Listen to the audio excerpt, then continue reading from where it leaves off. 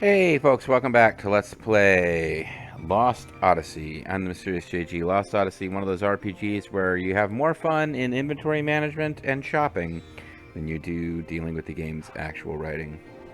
Um, so Dracky the Split Infinity Dork wants us to... You know, I make fun of Dracky the Dork, and I make fun of Split Infinity, who are two different people, by the way. Dracky the Dork, I believe, was a heterosexual female fact writer, but I could be wrong. Split Infinity, I believe, is a heterosexual male fact writer. I could be wrong. Both of them very horny about characters in the JRPGs that they were writing about. But poking fun at them, but like a decade after this fact was written, I'm coming back to it, and it's helping me to enjoy this game. By helping me find stuff in the game and also giving me a new thing about the whole overall gaming experience of being an American playing JRPGs to joke about and enjoy. So, if anyone tells Split Infinity that his fact is being used these decade plus later, I hope that they would enjoy that fact. See how broad-minded and good I am. Anyway, so after we leave the shop, which we were messing around with at the end of the last video, we are supposed to go to the main street and exit west, which will take us to the free ocean state of Numara, city of Numara, Canal Street. Okay. So we're going to go on Canal Street, and then from Canal Street, do we want to get on Mott Street, or do we want to take Canal Street to... What I want to know is if we're on Canal Street, where do we got to go to get to the Holland Tunnel? That's what I really want to make sure I know.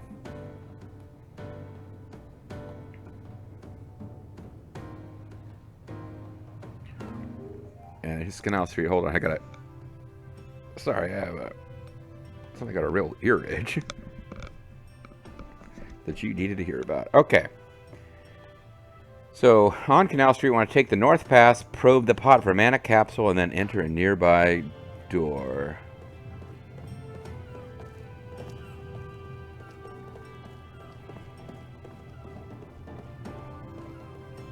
That only looks like a path down. It's a lie.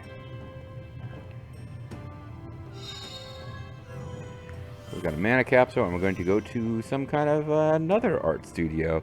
This is, I think, supposed to be some kind of like idyllic ancient Greek society of citizen artists where the military class is about to ruin everything. Because that's a narrative on what happened with Greece. Probe the pot. And we get 5 sticky tapes. We just bought sticky tape. No, suboptimal. Glowing plant for a mint powder.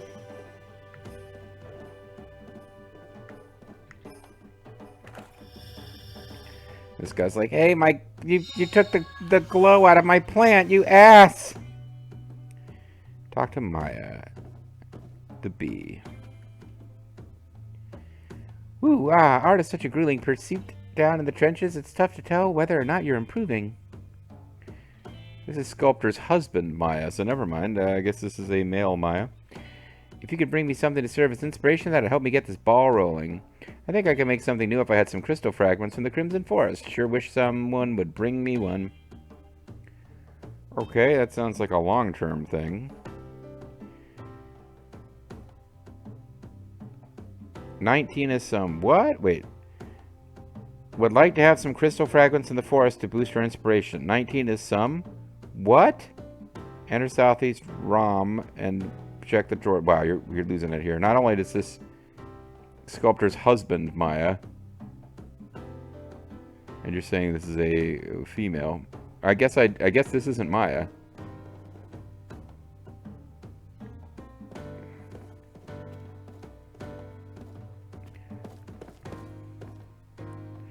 Sculptor wife Kinil. Never mind. What do you think of this sculpture? Isn't it just mesmerizing how the fine meets with that surface?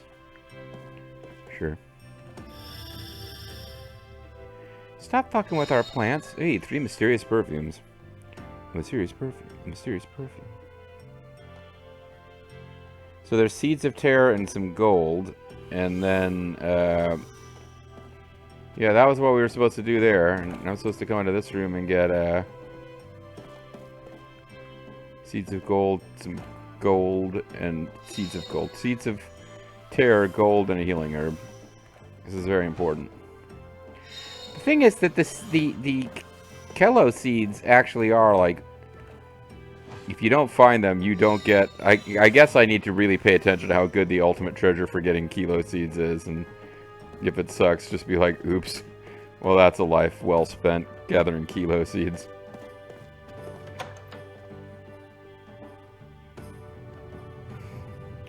Alright, there's a save point if you want to use it. Okay. Oh, that's what this red thing is. Dirt.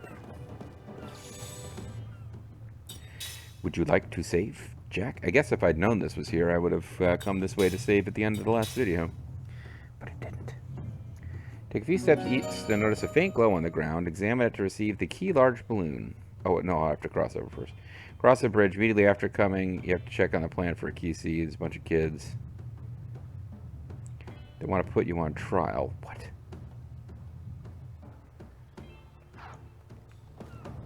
I guess they mean like a trial, like a test.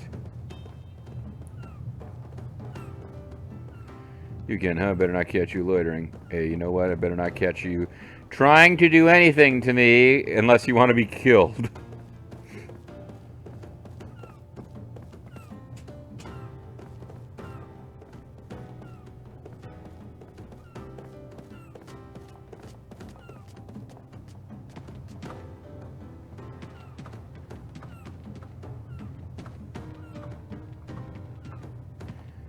Okay. Is there any reward to any of this? No. I feel like I should be able to climb this, and it's Italia Rizza styles, you know? Well, Split Infinity didn't tell me to come over here, so it was my own folly trying to explore the world on my own without his instruction that led to this disaster.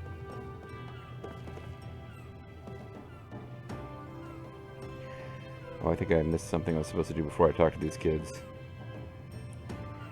Yeah, I missed the key large balloon.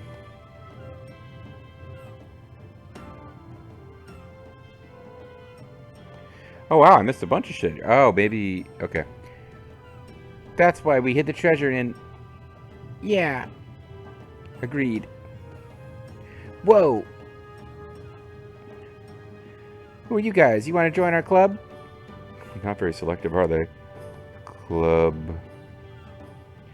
You mean like a sandwich that has ham and cheese and tomato and lettuce, and preferably as like, even though they make Subway clubs, which is ridiculous, it's supposed to be 3 slices of bread.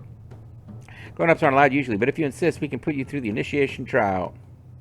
Take the trial, yes. Alright, find our treasures and bring them back here. Mine is a red balloon, and it's hidden near something of the same color. Mine's a model of a gondola. I put it... He's wise looking, look at him. I put it next to something that looks just like it. Think you can find it? Mine is a doll with a dress. She loves to go shopping down this road. If you can find them, bring them back here. Great. Apparently we could have found them, and if I was paying attention to the directions, we would have found them even before we got to this point. So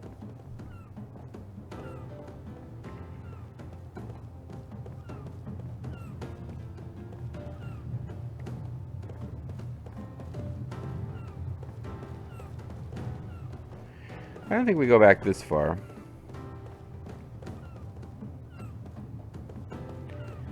Alright, there's a bunch of kids found the street. Check the plan on the north for a key seed. Oh god, I really lost the thread. Missed a key seed. Alright.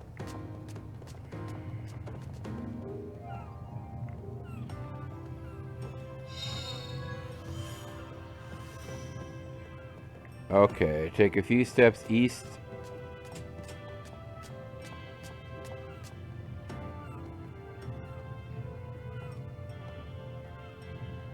Find the treasures. Red balloon hidden near south. Gondola model next to the south that looks just like it in the doll. Oh, never mind. We find them. They're over here. Hey, wait up. You are not my brother. No. I'm sorry, my sister must have caused some trouble for you. What are you talking about? Nothing happened. Look, you're gonna get lost. You keep that up. I told you to wait until I get you a balloon, didn't I? Wait while I get you a balloon. Oh, god damn it! Kane recalled a memory of a balloon that was a serial killer and murdered children. The kid lost his ship down a little drain, and then suddenly a balloon was visible in the sewer, and he went to investigate. There was a little cloud that says, a little clown that says, "Everyone floats down here, Billy. A dream has been revealed."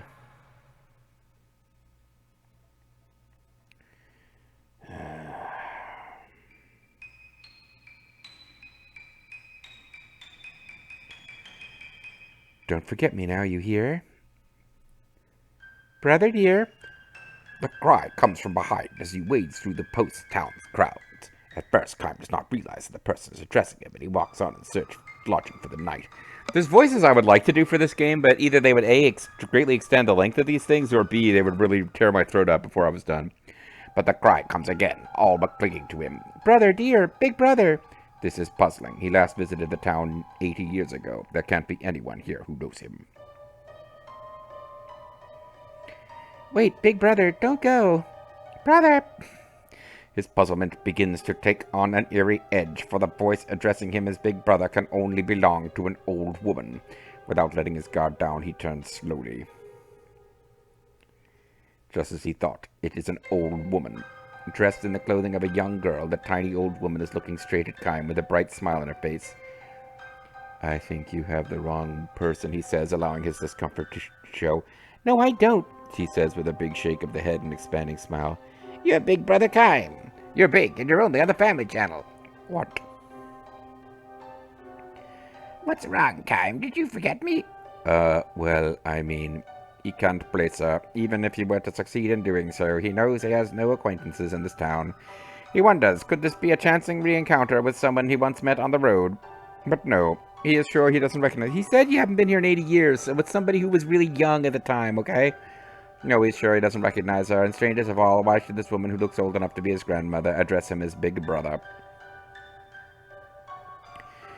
Don't you pretend you don't know who I am, Kime. You're so mean. She yells at him loudly enough that people in the crowd stop and stare at them. It is not just that she's senile, and this is going to be a really sad story about some woman who lost her mind. It is not just the fact that she is shouting, of course. People always have to shout to be heard in these crowded streets. That alone would not attract attention. The old woman's voice is different from a normal adult yell. It is like the innocent, unrestrained cry of a little girl who throws her whole body into a scream. People turn shocked expressions on the old woman and quickly avert their eyes. Their dismay is understandable. The old woman has her stark white hair tied up in a colorful ribbon, and her dress has the same floral pattern and floppy sleeves as a little girl's. Many of the passers-by look at the old woman with a mix of sympathy and pity on their faces. Gradually, Kime begins to comprehend the situation. This old woman has simply lived too long. That is why the past, locked away in her memory, has become realer to her than the reality before her eyes. He, too, is an insane freak. Because he's old. Alright, see if we get through this in time to call it a video at the normal time. A middle-aged passerby tugs on Kime's elbow. If I were you, I would just walk away. Don't get involved with her. She's nothing but trouble. It's true, says the wife by his side, nodding. You're a stranger here, so you don't know, but this old woman is senile. You can ignore her. She'll forget everything in 5 minutes. They may be right, but the fact is this old woman knows Kime's name. In the little girl part of her mind, she thinks of Kime as her big brother. She did call him Big Brother Kime. He tries probing his distant memories with a probator. He spent no more than a few days here so long ago. He got to know very few people, and there can't be any of those left who still remember him. When Kime goes on standing before the old woman, the nosy middle-aged couple become indignant. You try to be helpful, and what does that get you, snorts the husband. Let them work it out themselves, adds the wife. Let's just go, which they proceed to do. Well, I'm glad they were jerks about it. Winding up her voice for maximum shrillness, the old woman cries out to them as they walk out of a huff. Don't forget me now, you hear? In that instant, Kime's memory makes the connection. Kime's memory. The old woman greets his look of recognition with an expression of joy. Do you remember me now? She cries. I'm Shushu. It's me, Shushu. He does remember, a little girl he met in this town 80 years ago. Perhaps 5 or 6 years old at the time, she was a precocious little thing whose lack of shyness with strangers came from her being the daughter of an innkeeper. Somewhere along the way, she had probably picked up a phrase she heard someone using, so whenever a guest would depart after a number of days at the inn, instead of saying the standard goodbye or thank you, she would see the person off with a smile and a cheery, "Don't forget me now, you hear?" Oh, like the little girl who worked at the shop where travelers passed through, and then she got sick and she couldn't move, and she also couldn't see or talk, but Kime claimed to know for a fact she could hear, and he told her stories of his travels, and that's what she lived for, and her chest was flat and she died. This is like that, all over again, except that this lady's old and, only now, when when he is suddenly able to see the girl beneath the wrinkles, Kime must avert his gaze from the old woman's face. What's wrong, big brother? He cannot bring himself to look directly at Shushu's vacant stare, for within those eyes lurks the demon. 80 years have gone by. What can they talk about when a man who never ages meets a little girl from the distant past who has aged too much? Why couldn't life have mercifully ended for her when she first experienced the swelling of a full-grown woman? Let me through here, please. Sorry, let me through here, please. Forcing his way through the crowd, a young man rushes up to where Shushu and Kame are standing. Great-grandmother, how often do I have to ask you not to go out without telling me? After scolding the old woman, he turns to Kime with an apologetic bow. I'm terribly sorry if she's been a bother to you. She's old and getting senile. I hope you can forgive her. No, Kime says and murders them both. Shushu herself, however, angrily purses her lips and demands to know, What are you talking about? I'm just playing with Big Brother Kime. What's wrong with that? She peers at the young man and asks, Who are you? The young man turns a sad gaze on Kime and begins to apologize again. With a pained smile, Kime stops him. Kime knows that at times it can be sadder and more heartbreaking for a life to be prolonged than it is for it to be cut short. God damn it. Lost Odyssey. People die. It's tragic. People don't die. That's even sadder. Only the most perfectly timed of death can avoid the gaze of Lost Odyssey's, emo story writer. Oh, died too young, tragic. Oh, lived too long, tragic. Oh, you're this story is looking for the Goldilocks of death. Papa's death was too early. Mama's death was too late. But Baby Bear's death was just right, which is odd because Papa died too early. I guess he died before he could raise Baby Bear, but not so late that, not so early that Baby Bear couldn't be sired. And then Mama lived too long because she got to watch the death of Baby Bear, but Baby Bear's death was just right. Anyway, sad and heartbreaking though a life may be, however, no one has the right to trample on it unless you're the authors of Lost Odyssey. She just can't seem to get it through her head that she's old, even if I hold a mirror up to her. She asks, Who's that old lady? The young man, whose name is Kasha, further explains the situation to Kime, who's just trying to get on with his day. She might forget that she ate breakfast, but her memories from childhood can be clear as a bell. Kime nods in silent understanding. He is aware of a temporal... She must have been in the Delphic expanse and been hit by some kind of... spatial distortion, which planted into temporal bacteria in her brain, like that one episode of Enterprise, which I've been rewatching recently for some reason. Kasha and Kime sit in a bench beneath the town plaza, watching Shushu pick flowers. She is apparently making a floral wreath for her long-lost big brother. And she is ready for the daily hate. But really, sir, do you have time for that? I mean, really, sir, do you have time for this? Weren't you in a hurry to get somewhere? No, I'm fine. Don't worry. I love to linger in the tragedy of life. Thanks very much. He smiles for the first time and says, I haven't seen her this happy in ages. Man, that's the first time this guy's ever smiled. That's so sad. He's like an adult. Or he's a young man. I guess it's the first time he's smiled in Kime's presence. The young man seems convinced that his great-grandmother has encountered in Kime a person who resembled someone she knew as a child. Kime allows him this. He knows that Kasha cannot and need not imagine the existence of a person who never ages, for the dark, twisted reality of Kime's life would be too much for any mortal soul to bear. even attempting to understand the pain that Kime has been through in his eternal life would not only destroy the young man's lying mind, but reverberate waves of mass hysteria that would destroy the sanity of the entire village. That's how much pain Kime bears in his immortal world. You little pissant mortals, fuck you! Her health has really deteriorated lately. Whenever she runs a fever, we wonder if this is going to be the end for her and we prepare for the worst. But then she springs back. Sometimes we joke that her mind is so far gone she's forgotten to die. It's funny when old people don't die. Kime sees a young man in profile. Kasha has a gentle smile on his face as he speaks of his great-grandmother. No doubt when he was little she used to hold him and play with him. Grown up now, Kasha watches over his great-grandmother like a parent watching his own child. His child who was raised by the wife who was a different color from him, who killed herself because he was too weak to help.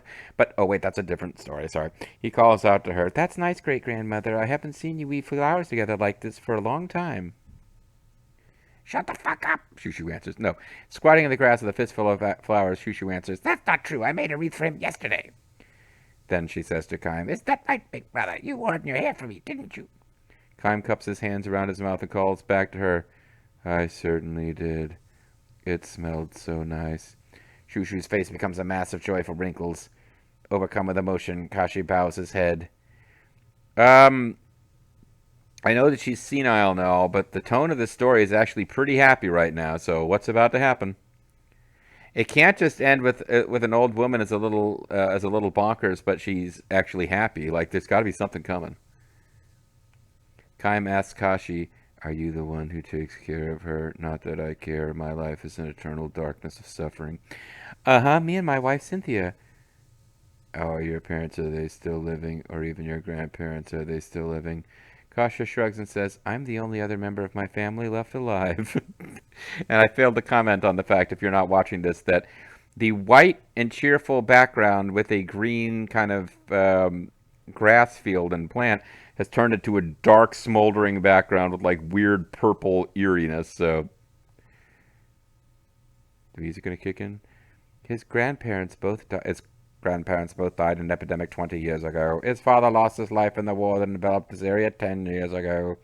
A war started by the people who walked against the wind as they tried to escape from the town where the little flat-chested girl was killed by the revolution that happened where the guy got blinded because he went out in the sun. His mother, Shushu's granddaughter, aged more rapidly than her own mother, and the lamp of her life was snuffed out 5 years ago. In her final moments, she was also senile, but was never visited by Kime, so she was sad senile instead of happy senile. Oh, it's happy times again. So my great-grandmother has had to keep holding funerals over the years for her children and grandchildren. Before we noticed, she'd become the oldest person in town. It must be lonely living that way. She's the oldest person in town. Sorry. That was vaguely a reference to Super Soul Brother. I'm sure, answers Kime, who doesn't give a fuck. It might even be a kindness of the gods to let people fade out mentally when they've lived too long. It's better than watching Fox News all day. At least that's how I've come to see it lately. You would think that she would feel lonely to be left behind that way, but she's not lonely at all. To live long means you have a lot of memories. Maybe it's not such a bad thing to live in the world of your memories during the last days of your life. But she doesn't remember anything past her being like 6. I mean, did she enjoy having children? Any part of it? Because she doesn't remember it. Shushu stands up, her arms filled with flowers. "Big brother Kime, I'm going to make a floral wreath for you right now, and if I have any flowers left over, I'll make one for this other person too." Kime and Kasha look at each other with bewildered smiles. "Why are you smiling like that?" Shushu asks. "Are you two friends now?" She opens her wrinkled, ringed eyes wide in surprise, gives the two men a joyful smile, and collapses into the grass. Oh, did she just die?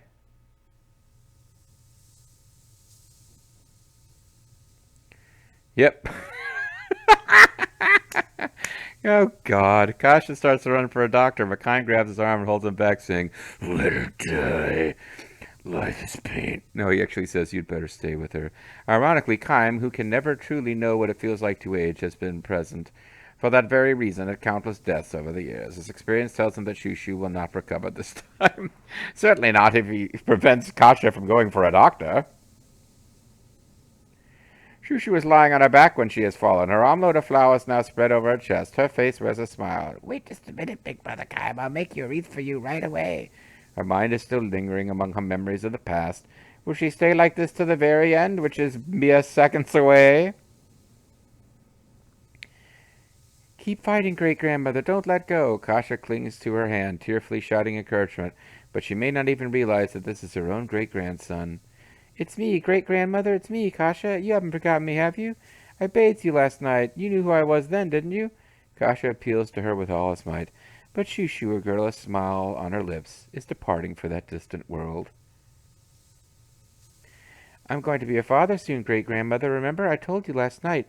Cynthia has a baby inside. It's going to make you a great-great-grandmother. Our family is going to grow. Another person with your flesh and blood.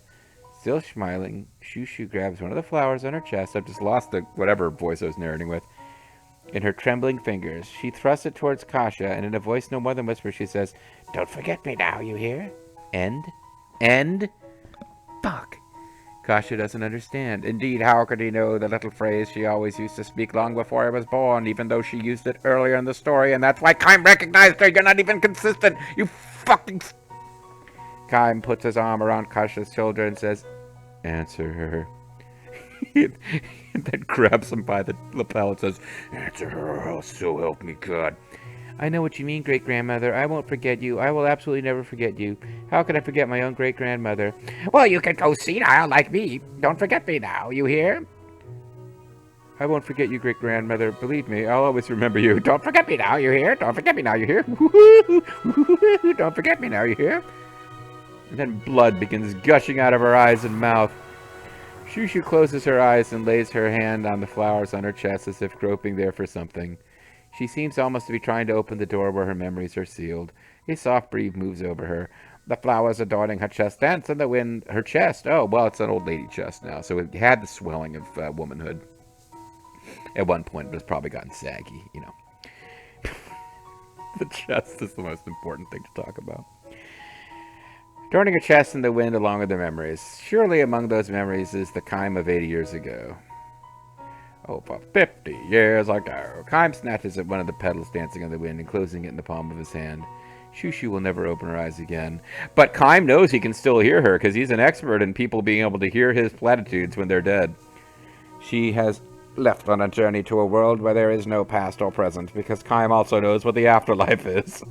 The only ones she has left behind are Kaim, who will go on living forever, and Kasha, who is about to welcome a new life into the world. Meanwhile, that couple from before who told Kaim to ignore her because she's senile comes back and says, "We told you to ignore her. Now look, you're trapped in her tragic death. That's what you get for not listening to us, the truly important characters of the story." Clinging to her corpse, Kasha raises his tear-stained face to look at Kaim, whatever. "Thank you so much," he says to Kaim the Traveler. "Thanks to you, my dear great-grandmother was so happy to be picking flowers at the very end." "No, it wasn't thanks to me," Kaim says. "I really had very little to do with this narrative." He closes his fist on the petals in his hand and says to Kasha, "I'm sure if she made a wreath, she would have given it to your sweet new baby." Kasha slyly cocks his head and mutters, "I hope you're right." Ooh, how sly! But then, smiling through his tears, he declares, "I'm sure you are!" And? About that promise you made to her, be good and don't forget her. "No, of course not, because if you do, I'll fucking murder you." People go on living as long as they remain in someone's memory. Although apparently, like in the stories, he cares about nothing more than memory. In the game, he's like, "I don't like memory. Memory is bad." With these words, Kaim begins to walk slowly away. Behind him, he hears Shushu's voice. "Because he has now lost his mind, and her undead wail, 'Don't forget me now, big brother Kaim, you hear? Brains, brains.'" It is the voice of the little girl from 80 years ago, ringing forever, ever clear, sweet, and innocent, declaring farewell to the man who will travel life forever. And thank God. What even brought that on? Just some... whatever. Alright. So when we come back next time, we gotta find these 3 kids' treasure, but... I'm getting a real love-hate relationship with this game. That story didn't piss me off nearly as much as the one from 2 videos ago. And I think it's because I'm like, oh, senile old lady, huh? Like, I because senility. I haven't really had to deal with anybody in my life who is senile, but it's a fucking terrifying thought. There's a song, I don't even remember the name of it. It's about an old man living on the Zuiderzee who's like he was like a seaman and a traveler, and now he's lost his mind and blah blah blah. And it's the saddest song I've ever heard. One of the saddest songs I've ever heard. But like this game, like the story. I think it was because in this one it's like no, I think I was ready. There's been one story that was kind of a little bit not the darkest, most depressing thing you ever heard in your life.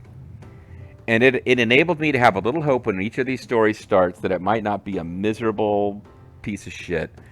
But the story from 2 videos ago put me in a mindset where when this story came up, I'm like, no, right from jump, I'm waiting for it to get tragic. And it was a story about a senile old woman dressed as a little girl. So it's not like the only question in my mind is, are they going to just let that be sad, or maybe even like Kime find some happiness? And it's like, well, she's lost her faculties, but like whatever is still in there is finding some enjoyment in life.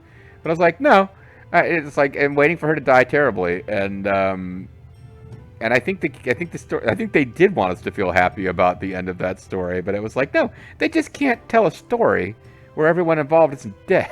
They can't do it. They don't have it in them.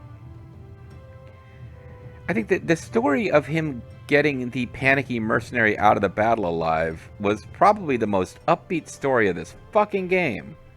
Maybe the story about the little girl who lived in the town, like the asshole was stealing the stuff her father sent to her, and that guy got his comeuppance at the end. I mean, that's as close to happy stories as we're getting in this thing. And now I'm talking myself into being in a bad mood, but I was just like, oh, there's an old woman who's senile, huh? Great, thanks, Lost Odyssey. Yeah, I've hardened my heart against your narratives. You can't touch me anymore, Lost Odyssey. I am Kime now.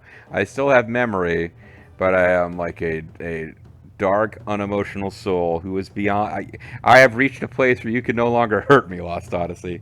Let's see if we can stay there together next time, folks. I, I hope somebody finds this amusing, because this is turning into one of the weirdest Let's Plays adventures I've ever had, and we'll continue it next time, folks. The RPG, we're managing the annoying accessory system with like basic proto crafting mechanics is the most fun part of the game, at least until Gongora comes back and starts laughing maniacally at poop golems. We got that to look forward to. Thanks for watching, guys.